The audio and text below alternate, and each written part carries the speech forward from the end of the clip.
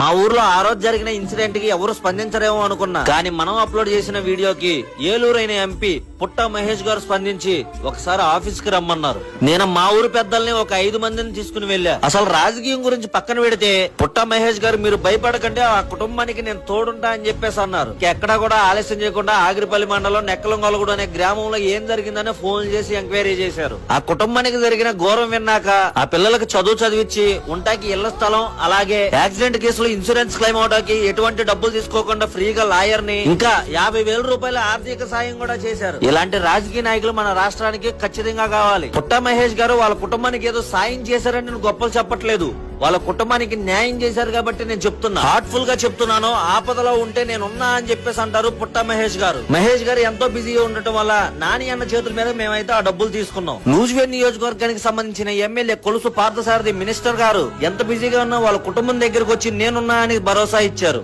మీరు మాకు చేసిన సాయమే సమాజంలో ఉన్న ప్రజలందరూ కూడా సాయం చేస్తారని కోరుకుంటున్నా. ఒక నాయకుడు సేవకుడైతే ఎలా ఉంటుందో మిమ్మల్ని చూశాకే అర్థమైంది సార్.